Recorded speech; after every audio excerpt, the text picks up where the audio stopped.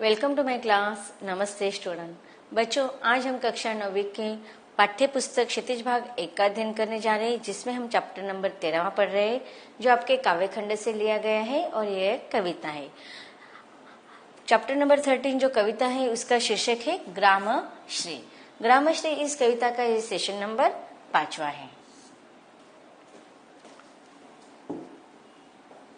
आपके पाठ्य पुस्तक में जो काव्यांश दिया गया है 6 वाला, उसको अब हम विस्तार से पढ़ते हैं।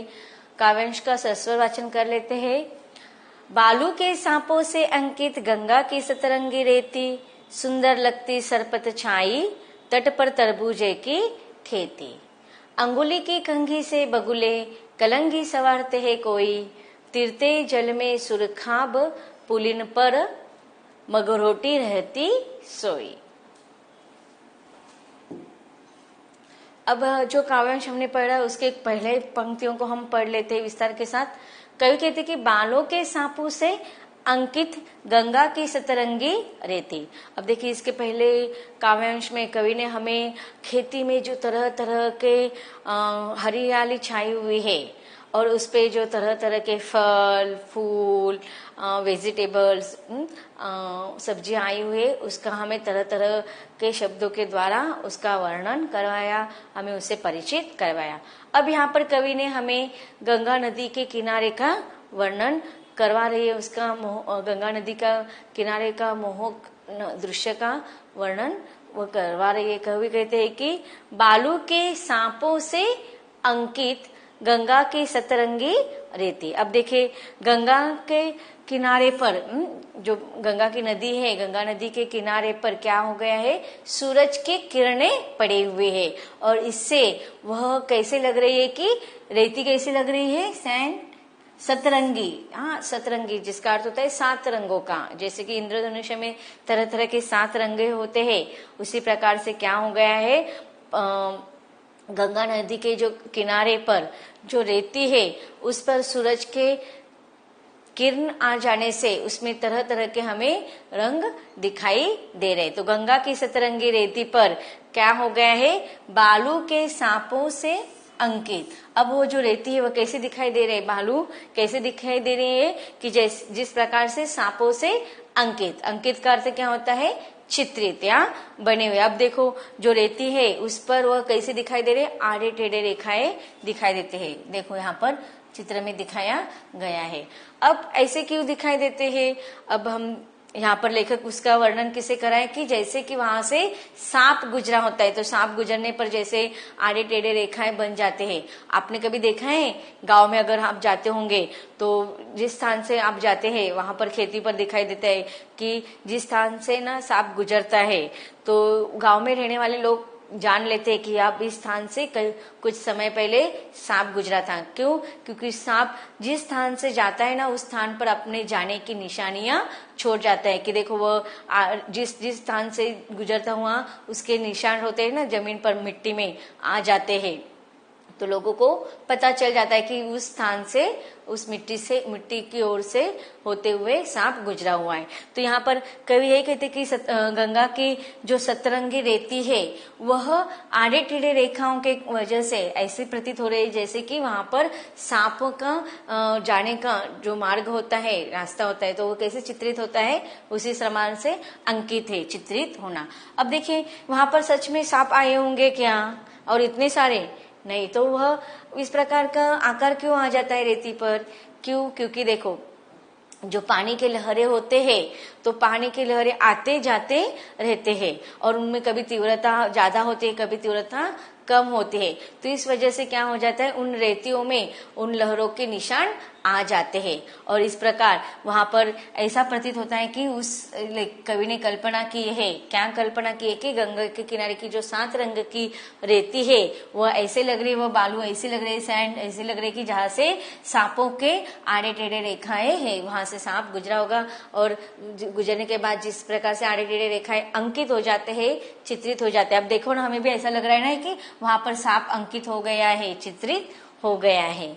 आगे कवि कहते हैं कि सुंदर लगती सरपत छाई, तट पर तरबूजे की खेती। अब देखिए, सुंदर लगती सरपत छाई। सरपत का अर्थ क्या होता है, कि एक बड़ी और लंबी घास होती है और इस घास से क्या हो जाता है, क्या बनाया जाता है, घर का छप्पर बनाया जाता है। देखो हमें यहाँ पर दिखाई दे रही है घास, सरपत की घास। अब सरपत की जो घास होती है ना, उससे सुखाने के बाद घर के लिए घर बनवाया जाता है, झोपड़ी बनाई जाती है उससे, या घर का छप्पर भी बनाया जाता है। अब झोपड़ी के लिए तो अधिकतर गांव में इस्तेमाल नहीं किया जाता है, लेकिन छप्पर के लिए इसका अधिक इस्तेमाल किया जाता है।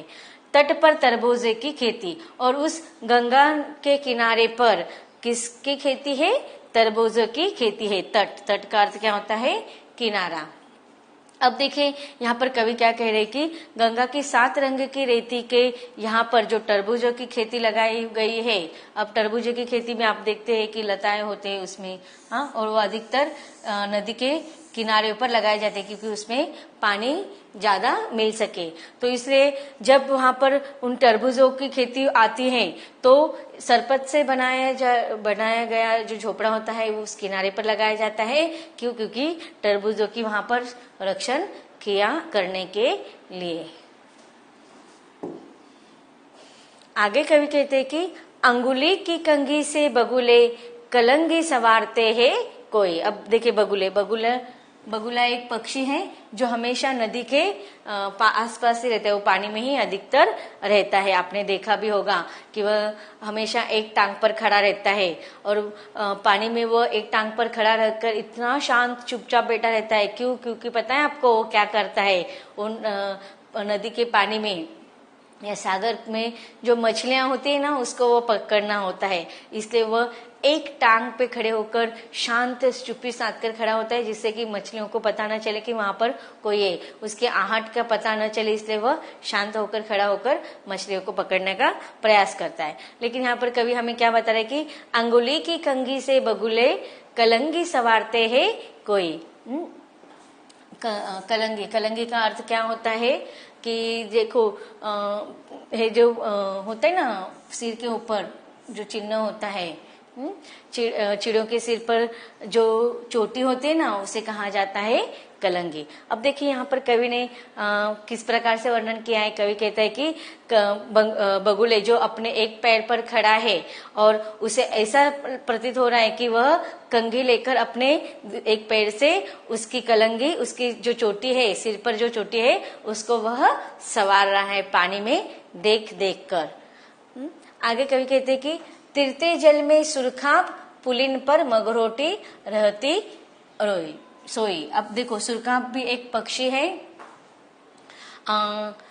यहाँ पर दिखाई दिया है। देखो यह सुरखाब पक्षी है। आप अगर नेट पर सर्च करेंगे तो इसके बारे में आपको डिटेल जानकारी मिल जाएंगी। इसको आप चकवा भी कहते हैं। और पुलिन पर मगरोटी रहती सोई। अब देखो यहाँ पर ये मगरोटी है जिसको हम मुर्गाम्बा भी कहते हैं।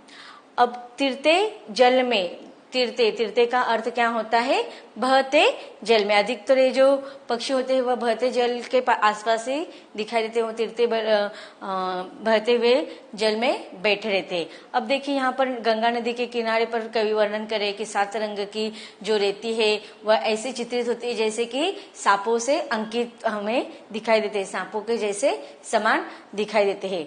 आगे फिर कवि कहते हैं कि उसी में कि एक बगुला है, वह अपने एक पैर पर खड़े हैं और ऐसे लग रहा है कि जैसे कंघी से वह अपने चोटी को संवार रहे।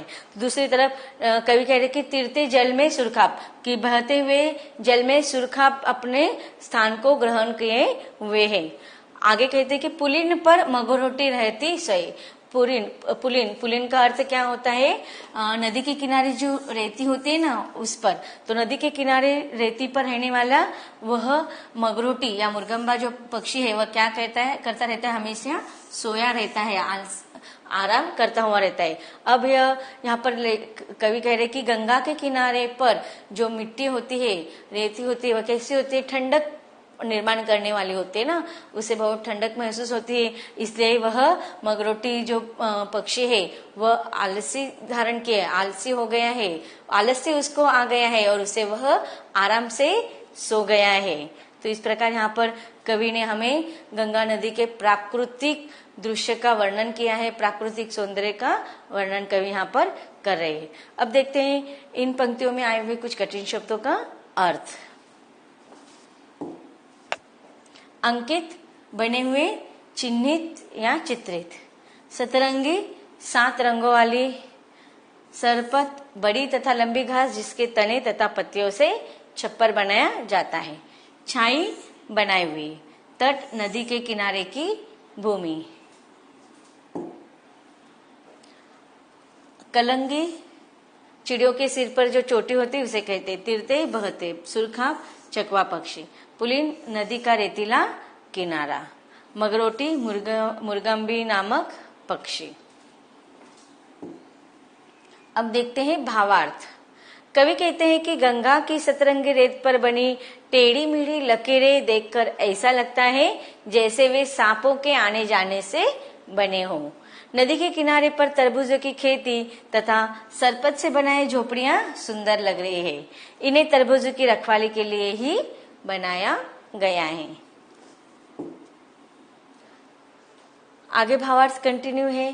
पानी में खड़े बगुले अपने सिर खुजला रहे हैं, जिससे देखकर लगता है कि वे अपने बालों में कंघी कर रहे हो।